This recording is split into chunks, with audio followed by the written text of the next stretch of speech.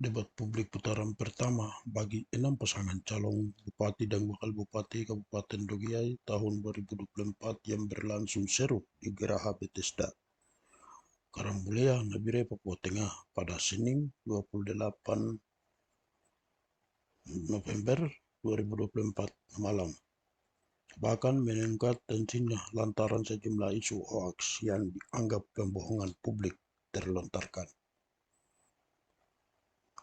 Pernyataan tidak benar dari calon bupati nomor urut 4 Alfred Freddy Anou kepada calon bupati nomor urut 2 Yudas Tebay bahwa daftar perencanaan anggaran atau DPH tahun 2022 dan 23 sebesar Rp 214 miliar mesti diklarifikasi karena dikategorikan sebagai pembohongan publik dan pencemaran nama baik.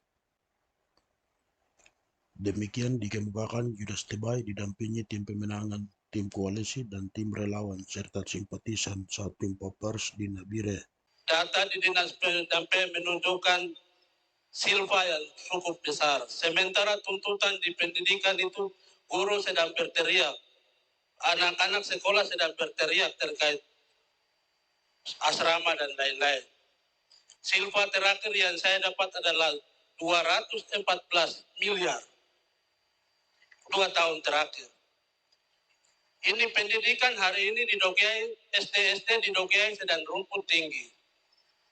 Pertanyaannya, ketika Bapak berdua menjadi bupati dan wakil bupati, untuk mengembalikan kejayaan pendidikan terutama di SD, itu seperti apa? Tolong jelaskan. Menyikapi komentar dari salah satu calon bupati yang terkesan menyebarkan isu hoaks dari panggung debat publik pada malam itu, dibeberkan penyebutan nominal anggaran Dinas Pendidikan, Kebudayaan, Pemuda dan Olahraga atau Dikpora Kabupaten Dogiai dalam debat publik pertama patut dipertanyakan karena selain angkanya tidak benar, juga beberapa poin tuduhan tidak mendasar, mengasar hingga terkesan sebuah pembohongan publik.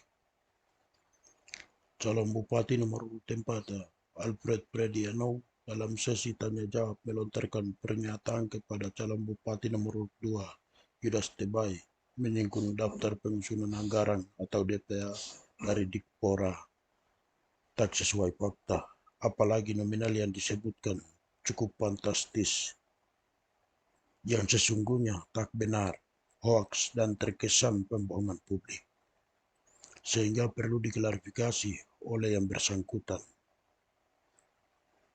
Menurutnya klarifikasi dimaksud akan ditunggu selama 3 hari. Dalam debat publik pertama, Yudas Tebay yang baru-baru ini melepaskan jabatan Kepala Dikpora Kabupaten Dogiai diserang paslon lain dengan sejumlah pernyataan dan pernyataan. Pernyataan mereka rata-rata tidak sesuai fakta karena berbeda dengan kenyataan di lapangan.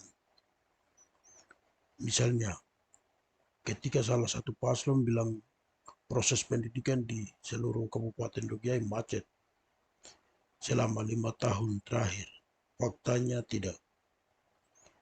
Lagian tidak disebutkan secara spesifik sekolah mana yang mogok belajar mengajar atau tuduhan tentang pemotongan hak guru atau pencairan dana tugas akhir, biaya pemondokan atau asrama, dan lain-lain yang faktanya tidak pernah terjadi. Mestinya tuduhan harus disertai data dan bukti. Kalau itu tidak sesuai, tidak bisa tampilkan berarti bohong. Contoh, pemimpin tidak bisa bermain kata tanpa data, tuduhan tanpa bukti. Namanya pembohongan publik.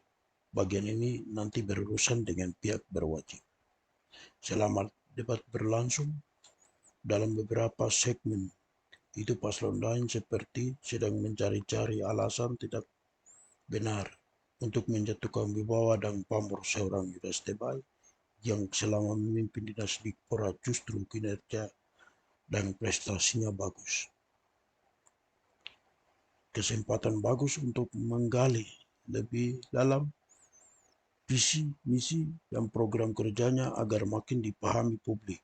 Justru tak efektif lantaran cenderung terjebak dengan mindset negatif pada salah satu paslon. Bahkan statement tanpa data alias hoax itu dilontarkan di hadapan penjabat bupati dan sekretaris daerah atau sekda Kabupaten Dogiyai yang hadir di ruang debat publik pertama. Dalam sambutan Ketua KPU Kabupaten Dogiyai Elias Petege, sebelum itu juga telah ingatkan bahwa forum terhormat ini bukan untuk saling menyalahkan atau menjelekan di antara satu sama lain.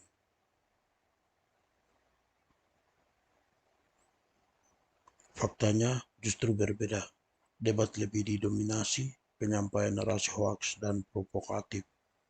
5 paslon cenderung diserang satu paslon saja.